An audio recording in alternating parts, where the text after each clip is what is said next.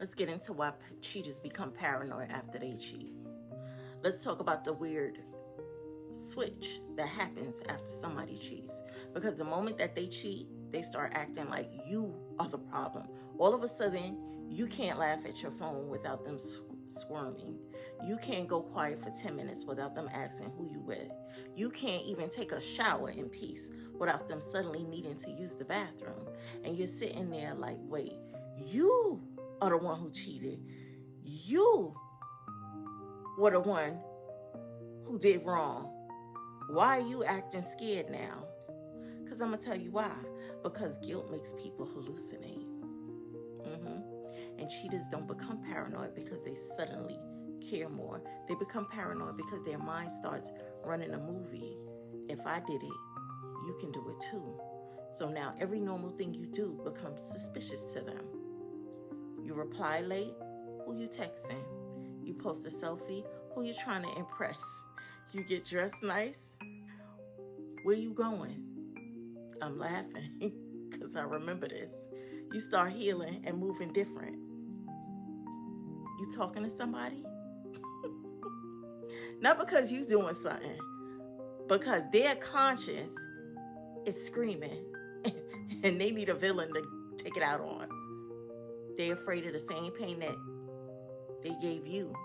This the part nobody want to talk about, that cheaters hate consequences more than they hate cheating. They don't want to feel what they made you feel. They don't want to be the one crying in the dark. And they don't want to be the one checking the phone and feeling stupid. So they start trying to control you to protect themselves from their karma. Then they start the projection, the cheater's favorite weapon. Cheaters love to accuse because it flips the spotlight. It's easier to say you acting funny than to admit I did something dirty and I'm scared it's going to come back around to get me. So they turn into detectives, not because they loyal, but because they terrified. Yeah. And then cheating breaks their ability to trust, period. Because once you prove to yourself that you can lie to someone who loves you, you start realizing you might not even know yourself. And when you don't trust yourself, you don't trust nobody. So now you're living with a person who's suspicious of everything because they know what a sneaky person looks like. Them. They've been one. Yeah. All right. And then they start monitoring you because they're monitoring themselves.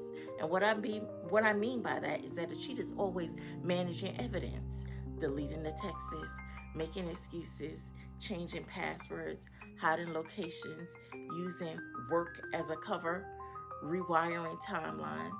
So they assume you must be doing the same thing.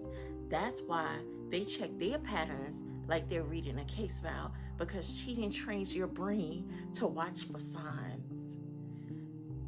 And here's the truth.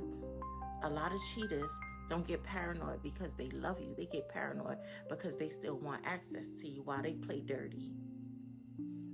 Yeah. They ain't gonna like me for this one. They want you loyal while they were reckless. And they want you honest while they were lying. And they want you predictable, because unpredictable means you might leave them. So I'm wrapping it up and getting into my lesson. If somebody cheats and suddenly becomes controlling, suspicious, and accusing, that's not love, that's fear. Fear of getting caught, fear of losing you, and fear of looking stupid.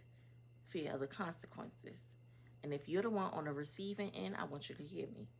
You don't have to spend your life proving you're faithful to somebody who already showed you that they weren't. Okay? Now, if this hits you, comment paranoid. And I'll drop part 2, how cheaters try to punish you for their guilt.